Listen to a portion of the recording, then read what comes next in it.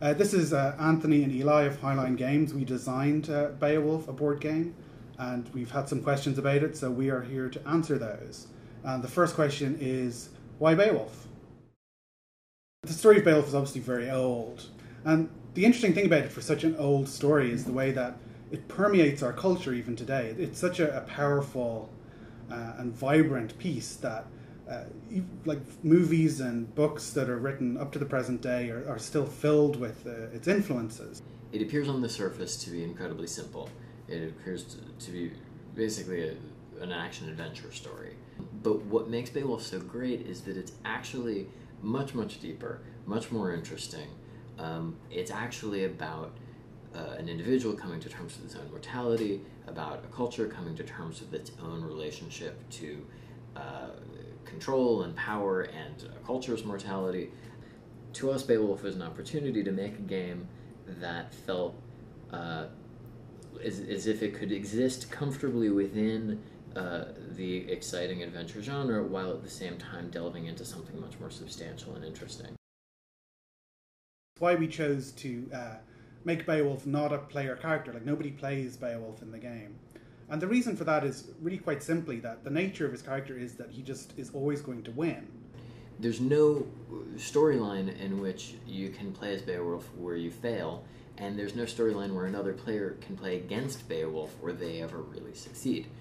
Even the dragon at the end that kills him dies before successfully killing Beowulf. There's no nobody beats Beowulf but Beowulf, and so as a result, he becomes a fascinating component to a story, but not actually a very interesting player to play as.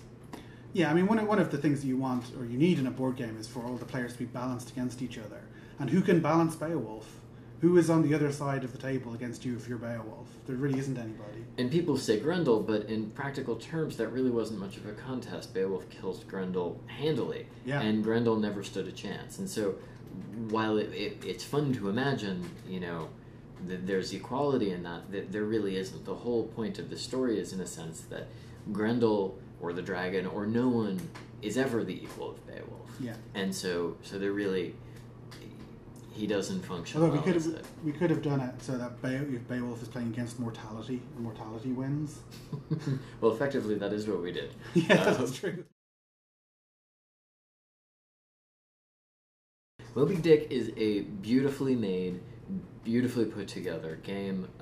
It's a fantastic choice. It's such an original idea to make a game about Moby Dick, and they did such a beautiful job of bringing the world of Moby Dick to life through gorgeous art.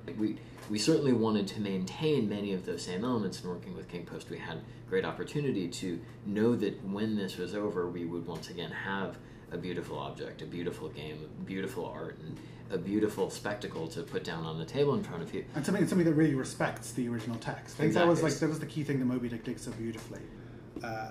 And really what we wanted to do, more than Moby Dick does, I think, is really provide a context for the players to interact with each other. You can raid them, you can trade with them, you can stab them in the back, you can form alliances.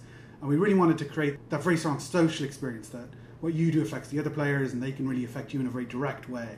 The game functions as a sort of, effectively a social lubricant of sorts that allows the people sitting around the table to interact, to negotiate with one another, to argue, to agree, to interact in complicated and short and long-term ways over the course of the game.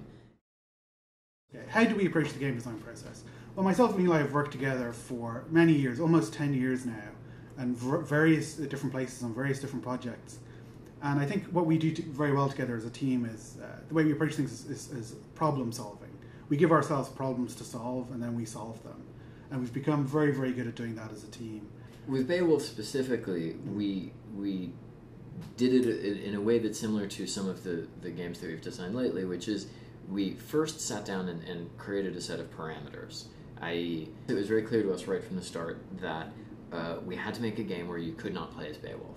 And so the big question that we posed to ourselves is, if you're not Beowulf, and thus you're not Grendel, you're not the dragon, who are you in this universe? Who who else exists in this universe of Beowulf, and how does the story affect them? In a universe where Beowulf is effectively a constant, he's effectively a wall for things to dash themselves against while he's alive. What does that mean for everyone else that's standing around that wall? And then in this game, what we also found to be the most interesting thing really is, once everyone has been standing around that wall watching things get dashed against it, what happens when that wall suddenly collapses and no longer exists? How does everyone in that world react to that new reality? And so those are the basic parameters that we had in mind while designing Beowulf, and hopefully we created a game that you'll enjoy very much. Yeah, we do. Yes. Okay. Often.